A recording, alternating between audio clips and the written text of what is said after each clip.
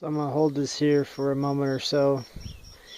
Reason being, when you upload a video, YouTube selects 3 frames from the beginning, middle, and end, so you can decide from one of those or upload your own to have it as the frame for what you're trying to present. So anyway, I think that caught it. So what we got here is Thomas Alva Edison and his electric car from 1911. That's on the Scientific American magazine. So if you look at these batteries, those are Edison nickel iron alkaline cells, and what we got here is Edison nickel iron alkaline cells. So I'm doing a series on restoring these. Supposedly they can be restored, and we're going to verify that with this series. So right now, this is the beginning of the series. All these came from eBay, and what I'll be doing is finding the lore and the information and show you the trials and tribulations of getting these going. In my previous video, I told everybody how I got a replacement terminal connector made up, and it had some more made up also, because I'm going to be connecting these 10 cells together to make about 12 volt system. So anyway, so these are straight out of the barn, wherever they found them.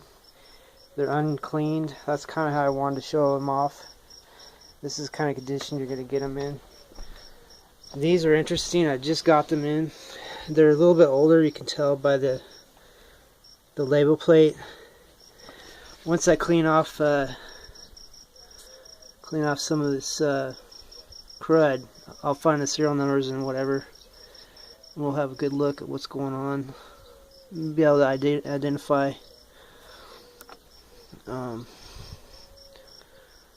quite a bit more. So these didn't come with the caps.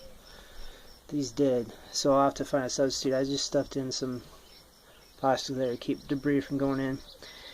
And they were shipped wrapped up in that stuff, and that was wet. So I assumed some electrolyte leaked out. And when I handled it, it was super slick. Like the slickest soap you ever, slick as snot soap. Super slick. I even tried to wash it off, and it was still slick. So it's that alkaline electrolyte. It's really weird. Hopefully I'm not gonna get my skin melting off. I don't think so, but so they use it in look at that. Oh, it was a wasp.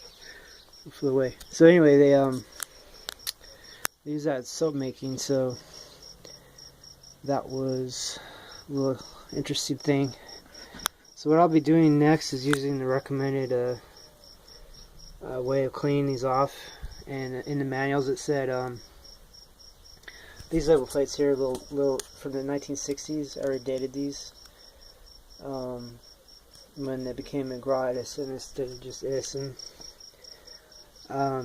So I think they said to use distillate or something to clean off the top, and then use like petroleum jelly once you're done. So I'll be doing some of that. It's going to take a long time. I don't have a lot of time. I'm doing school and work and other things. So, but stay subscribed. I'll update you as a rule when something significant has happened. So yeah, that's the premise.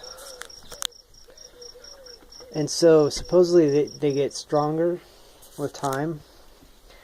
So that's maybe why they were only grouped up in 4, because maybe the 1.2 volts or whatever, 1.25 nominal would get stronger over time. I'm not really sure. I don't have any literature on why. Sometimes you find these batteries in groups of obviously 4 or even more. And if you look at Edison's car, you can see that you have 1, 2, 3, 4,